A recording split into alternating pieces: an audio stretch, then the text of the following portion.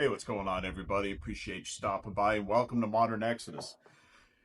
This is another episode of 5 things to put back this week.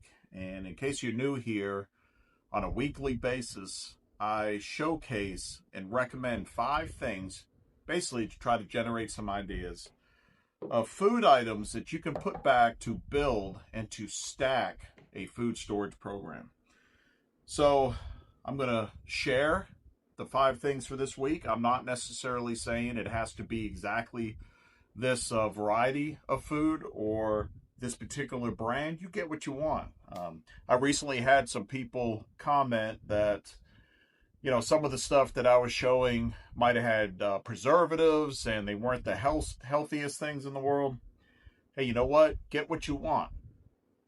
That's fine. The whole point is, let's go through this exercise and let's remember it's important to build a stockpile of food just in case.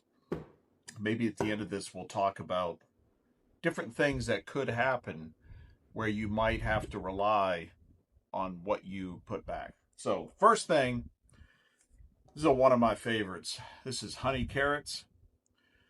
So canned honey carrots last a super long time. Very, very flavorful, nutritious. Absolutely love these. But any kind of canned carrots is what I'm recommending.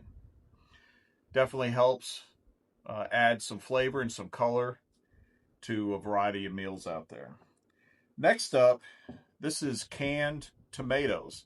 Now this particular variety is fire roasted and they're diced. There's all kinds of different tomatoes, canned tomatoes that you can get. And we stock up on a variety because there's all kinds of different meals that we want to make. So it's good to have a bunch of these different kinds, different brands on hand. Next up, this is a standby during the winter especially. Soup. Tomato basil is one of my favorites. That's why I chose it. But whatever kind of soup you like, chicken noodle, minestrone, whatever it is, get yourself a can of soup and put it back for whenever you might need it. Next up is beef ravioli. Not my favorite, but it's somebody's. So we keep a couple of cases of these on hand and rotate through them. So pretty inexpensive, and it's basically a meal in a can. You pop the top, heat it up, you're good to go. And lastly, maybe I'll have a bonus as well, but lastly is spaghetti sauce. So a little while back I talked about stocking up on pasta, whether it's spaghetti or elbow noodles, stuff like that. Pasta sauce. Prego is one of our favorites, but whatever kind you want to get, I also stock it and put back canned pasta sauce. I think it's Hunt's, but whatever it is that is your favorite and you can afford, put some back. So let's review the 5 for this week. We got carrots, canned tomatoes. You could do a lot of things with canned tomatoes, a lot of different recipes. We got soup, whatever kind that you would prefer. Beef ravioli, Chef Boyardee, and pasta sauce. So again, pasta sauce can go with a lot of different things as well. It doesn't have to be pasta. But, yeah, it can be used in a lot of different recipes. One little bonus item I'm going to recommend that I think a lot of people overlook when it comes to their food storage, and that is oil. Now, this happens to be olive oil. That's what we typically use for cooking. That and then 100% real butter. And I'm going to do another video on butter, but for olive oil, a lot of the manufacturers have gone to plastic containers, which I think are okay.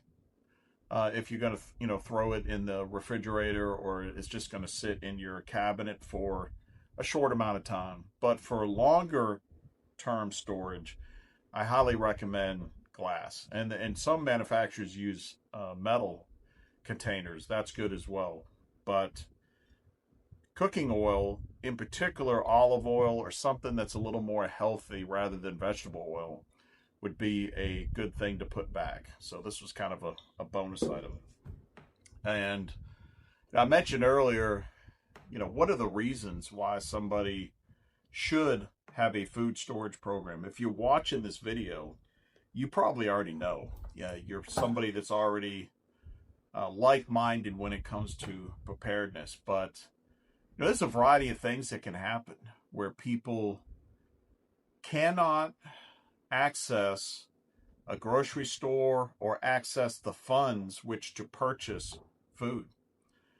And it could be unemployment. It could be some, major bill has come up. It could be somebody is sick and they can't make it to the grocery store very easy. So they have food that is already in their home. And I've mentioned this before, but it could be somebody that is not in your home. It's a friend or family member that has come on to hard times and they need help. Maybe they have lost their job or something significant has happened. And, think about being able to put together a box or a plastic tote, and you put in there, some canned meat and some rice and some beans, some soup, some canned vegetables, some fruit, and take it over, and how good that they will feel, how relieved they'll be knowing that they don't have to worry about food for a little bit. So there's a lot of different reasons. If you know of some other reasons why we should put back food, share it in the comments below. I'd love to see what you think. And I think I mentioned it before, but of course, we could have an alien invasion and then we join the resistance. And, well, I don't want to go down that rabbit hole right now. So, anyways, I appreciate you guys stopping by. That's it for this week. And you got anything out of this video, please consider hitting that like button. Consider subscribing if you haven't. And above all, you guys stay safe. Take care. We will see you next time. So I ran from the cities and the noise and lies, found a piece of ground under open skies. Hands in the dirt, sweat on my shirt, learning what living's really worth. While crooked men shake hands in rooms, selling souls to corporate suits. Society's sick, but I found the cure. A back road life, honest and pure. They can keep their throne and their golden news. This life out here's my modern exodus.